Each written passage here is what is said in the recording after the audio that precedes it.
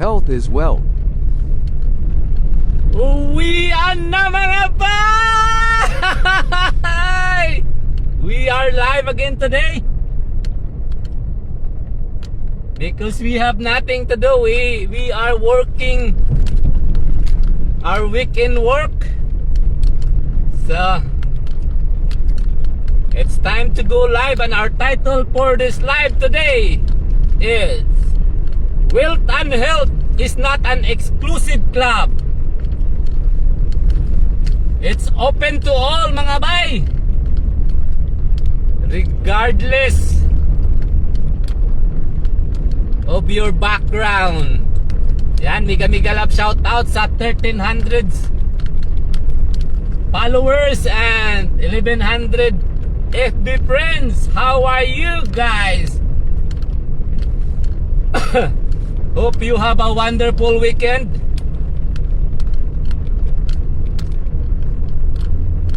Hope all of you are done going to the church already,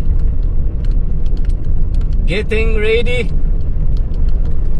for the next week, tomorrow's grind. That's a good start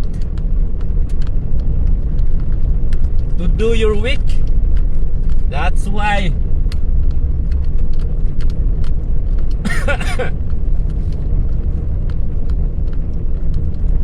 it's nice to go to the church, to the mass,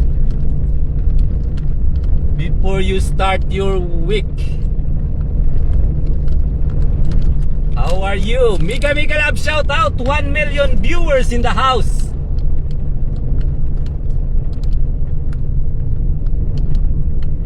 We are driving in the dirt road right now because it's still frozen here.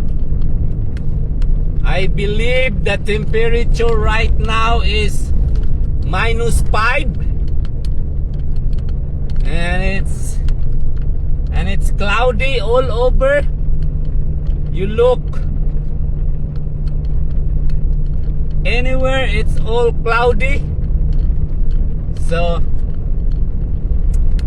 and the forecast this week is looks like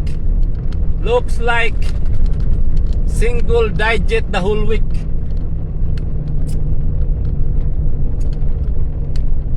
So it's time to go out, breathe some fresh air, because wealth and health is not an exclusive club. That's the title of our live today. It's open to all, regardless of your background mga bay.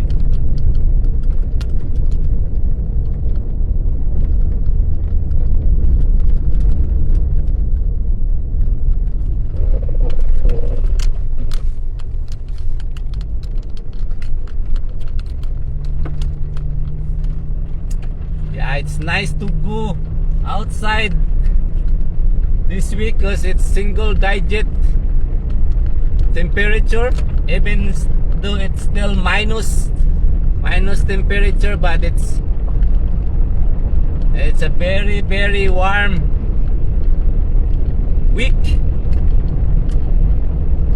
It's always very nice to go outside, breathe some fresh air. You know, like it will just revolutionize your brain. How to deal with this wealth going on.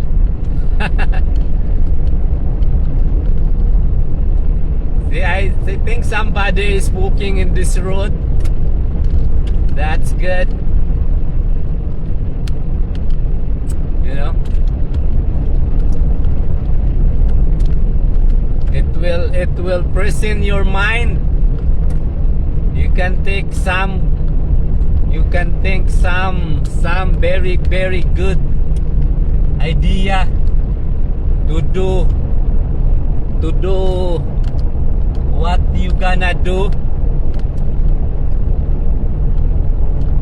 in things that is given to you mga bay.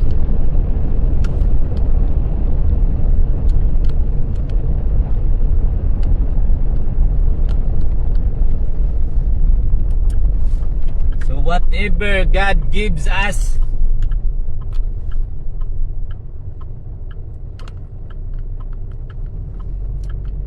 we need to pray that it will be used according to His plan, not our plan, mga bay. Although we are allowed to make a plan, and He will do the steps for us. It's always very nice to start our week, because Sunday is the first day of the week. So it is a very good, not just for your soul, but for your entirety, mga bay. It's a good start to go to do your week by going to the church, to the mass, to attend mass, you know. And I'm talking about Eucharistic Mass, not those services by those followers of those so-called founders of their own church, mga bay. I'm talking about the Eucharistic Mass, not those services that they offer.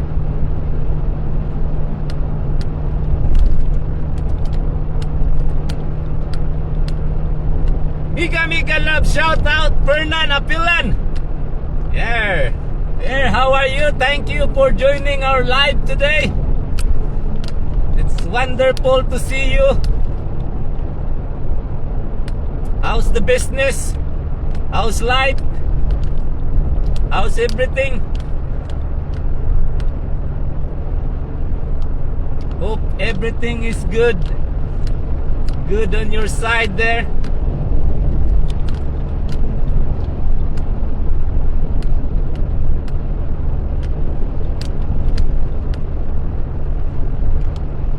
Thank you for supporting our live, and for supporting also Lulu Meats.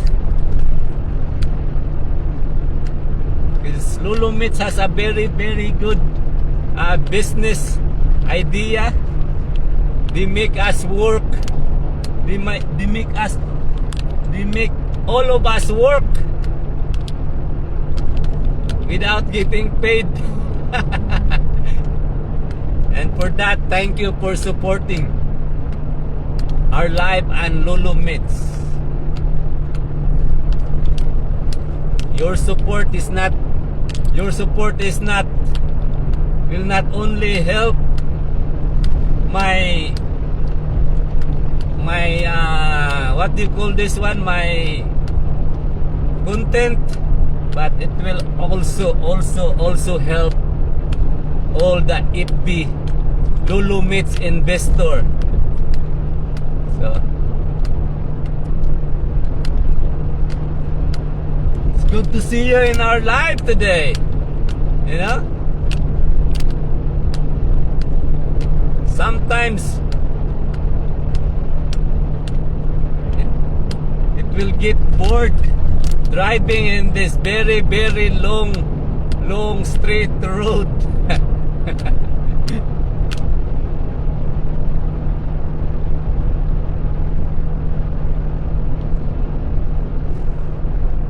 And good thing we have a very good signal, internet signal on this place here. We can go live.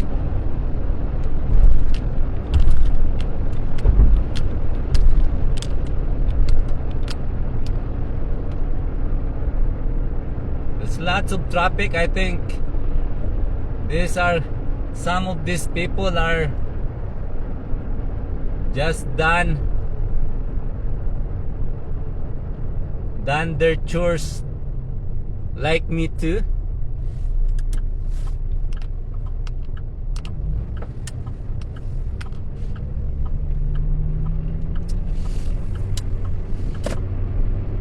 And I think the white truck that we're following right now is my señorita.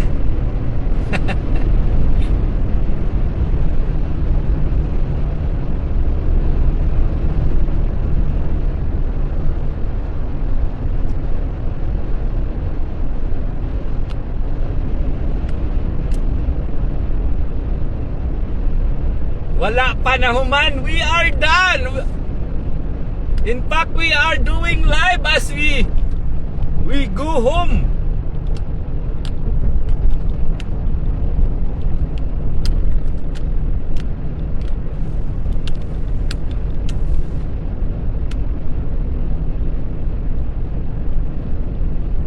And we are in the beautiful downtown of Resonort.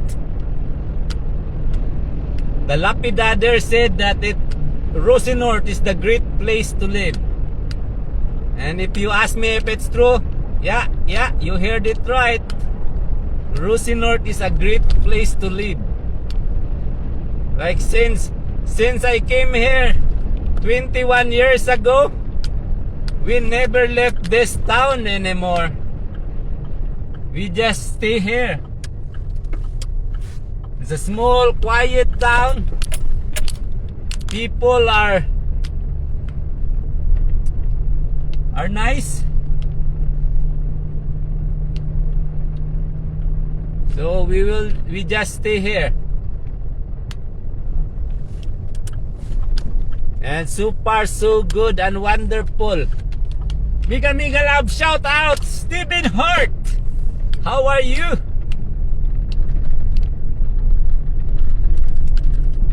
Yeah, we're almost home. Thank you, Lord, for a wonderful weekend. Thank you for abiding us all the time. We reach home safe and sound. There you go.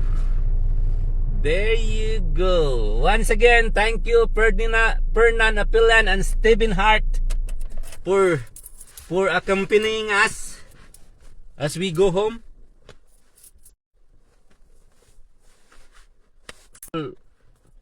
Wonderful life. See you again next time. Bye-bye.